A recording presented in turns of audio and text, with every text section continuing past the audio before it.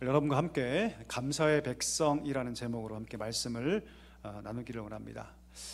추수감사주일 말씀을 준비하면서 한 해를 한번 이렇게 돌아봤습니다. 근데 여러분, 한 해를 돌아보니까 생각하면 생각할수록 우리가 처해 있는 환경이 참 어렵다, 그런 생각을 좀 하게 됐습니다. 여러분 어떠십니까? 3년 동안 코로나가 이제 이어져 왔고 이제 다 끝나는가 싶더니 이젠 도처에 전쟁의 소식이 들려옵니다. 그리고 그 전쟁 때문에 이 지구촌이 몸살을 앓고 있고요, 이 작은 나라 대한민국도 그 고통 가운데 이외에는 아닌 것 같습니다. 우리 내부적으로 볼까요? 불안정한 정치 상황, 경제적 상황들은 정말로 우리의 삶의 자리를 뒤흔들고 있는 것은 아닌가 싶습니다. 치솟는 금리, 물가, 정말 무시무시한 그런 상황 속에서 정말 여기저기 정말 살기 힘들다는 소식들이 터져나오고 있는 그런 상황입니다. 어떻게 보면 이런 상황 속에서 우리가 감사하기보다는, 이 감사할 수 없는 상황 속에서 감사의 말보다는 오히려 위로의 말이 필요하지 않을까, 그런 생각을 또한 하게 되었습니다. 여러분 어떠십니까? 자, 그런데 여러분, 만약에 우리가 이런 상황 속에서, 감사할 수 없는 이런 상황 속에서 우리가 하나님께 감사할 수 있게 된다면 우리 하나님 얼마나 기뻐하실까요? 세상의 감사는 여러분 다 조건적이고요, 결과적입니다. 바꿔 얘기하면 세상의 감사는 결과가 나쁘면 감사하지 않습니다. 자, 그런데 성도의 감사는 좀 다르죠. 성도의 감사는 어떤 감사입니까? 믿음과 연결되어 있는 감사입니다. 성도의 감사는 결과적이지 않습니다. 조건적이지 않죠.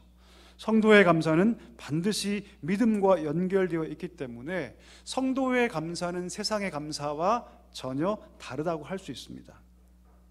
오늘 본문이 바로 그 얘기를 우리 가운데 잘 보여주고 있다는 것이죠. 오늘 본문에 보니까 놀라운 기적 사건이 하나 등장하죠. 이 기적 사건이 어디에서 벌어지냐면 빈들에서 벌어집니다. 여러분, 빈들이 뭡니까? 광야입니다. 광야에서 놀라운 기적 사건이 오늘 벌어지는 것을 볼 수 있습니다.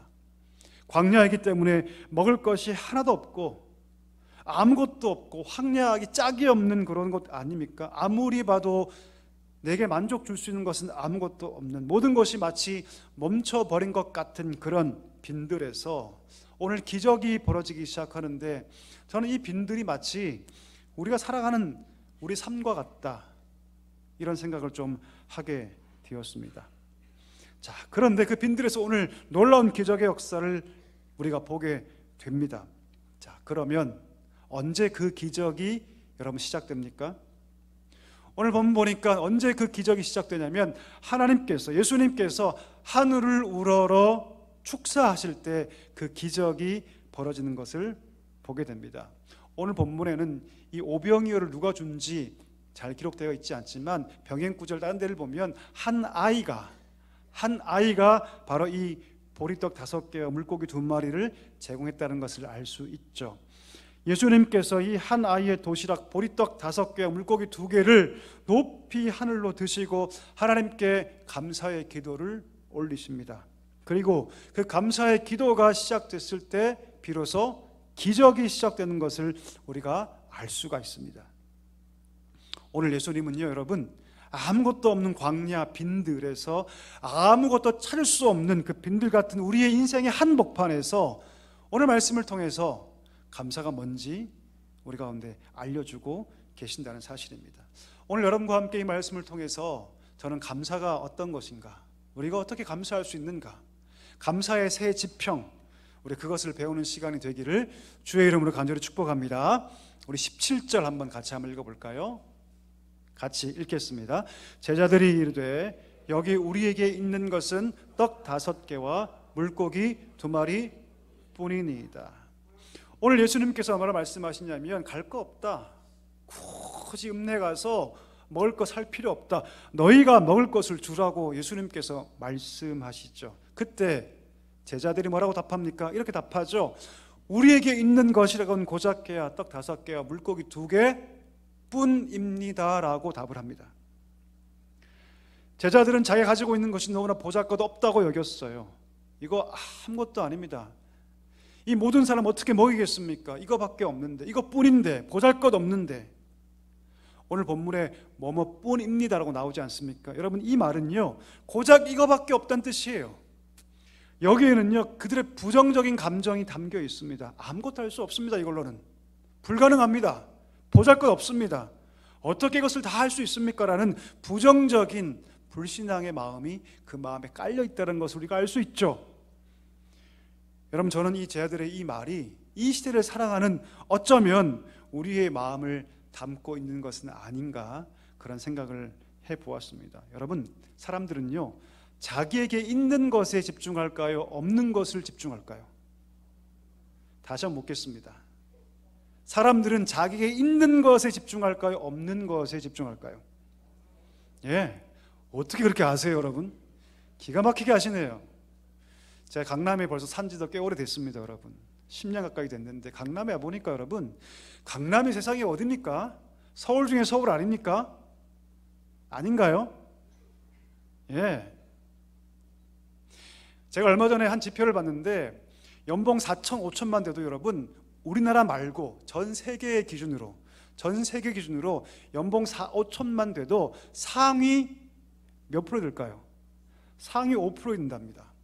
내 지금 받는 연봉이 한 4천, 5천만 돼도 전 세계로 따질 때 상위 5%에 들어요. 그러면 강남은요, 여러분? 강남은 훨씬 더 잘 살지 않습니까?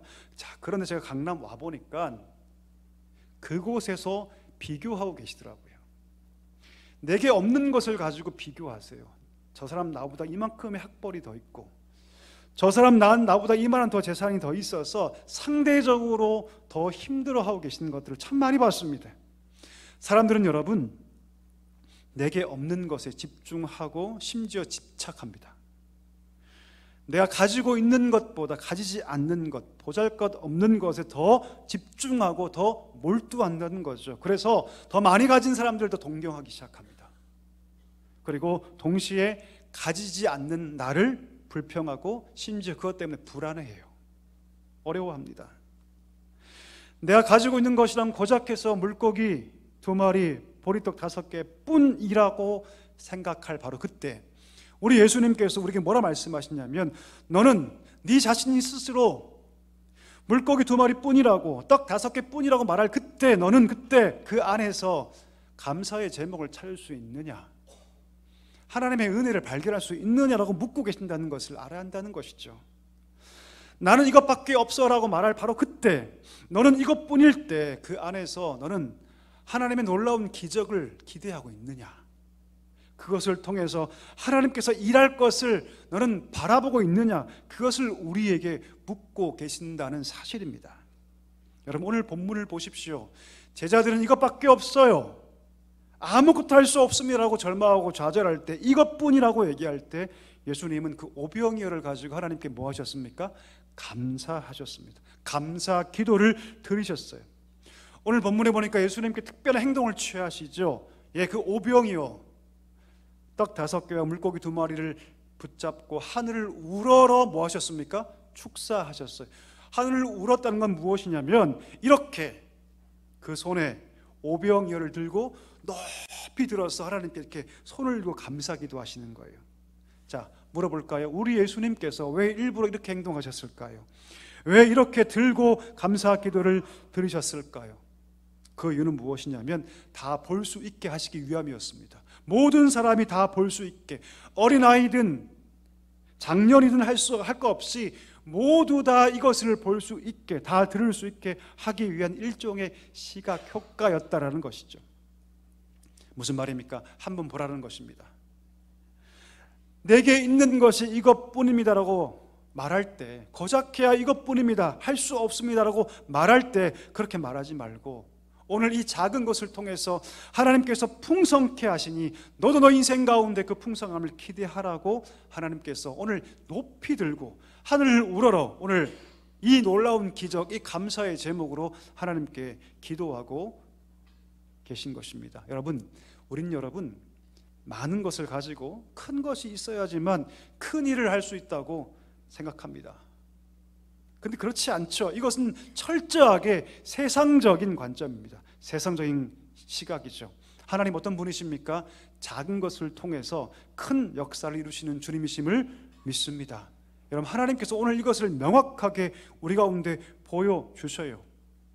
우리 인생이 때로는 아무것도 없는 빈들 같고, 우리 인생에 아무리 찾아봐도 기껏해야 오병이어밖에 없는 그런 삶이라고 할지라도, 거기서 감사를 찾을 때, 거기서 은혜를 찾을 때, 거기서 하나님의 역사하심을 기대할 때, 거기서 하나님의 기적이 우리 삶 가운데 일어날 수 있다는 것을 오늘 말씀을 통해서 보여주고 있다는 것입니다. 사랑하는 성도 여러분, 여러분 가진 것이 작은 것입니까? 작을 수 있습니다. 작아 보일 수 있습니다. 그러나 그 속에 하나님의 은혜를 발견할 수 있게 되기를 축복합니다. 그 속에 하나님의 감사의 제목을 깨달을 수 있기를 간절히 소망합니다. 그리고 더 나아가서 하나님의 기적을 기대할 수 있는 믿음의 눈이 우리 가운데 있기를 주님의 이름으로 간절히 축복합니다. 자, 두 번째입니다. 우리 19절 한번 읽어볼까요? 19절 다 같이 한번 읽겠습니다. 무리를 명하여 잔디 위에 앉히시고 떡 5개와 물고기 2마리를 가지사 하늘을 우러러 축사하시고 떡을 떼어 제자들에게 주심에 제자들이 무리에게 주님. 아멘.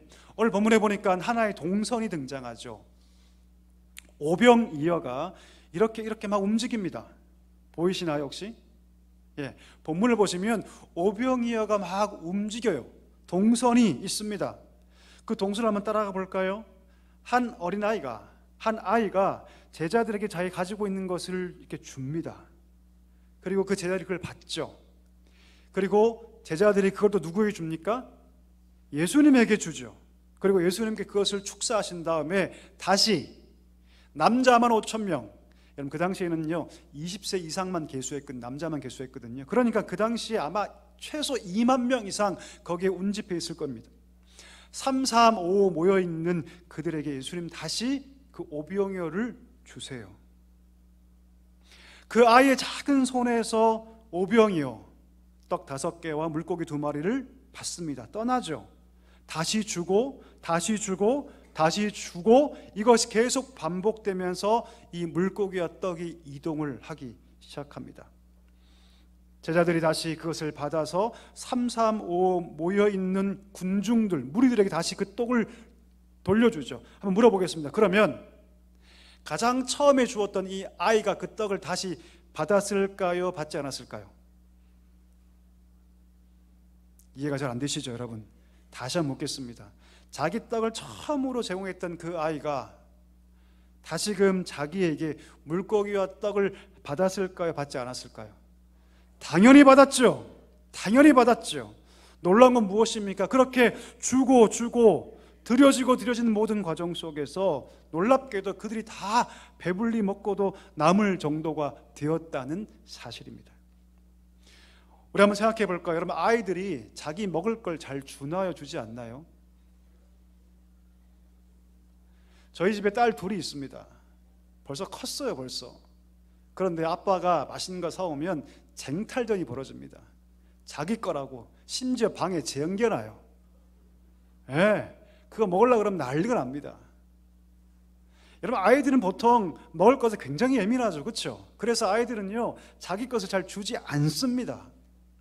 자, 그러면 아마도 이 아이도 심각한 내적 갈등을 겪었을 것이 분명합니다. 어렵게 결심한 거죠.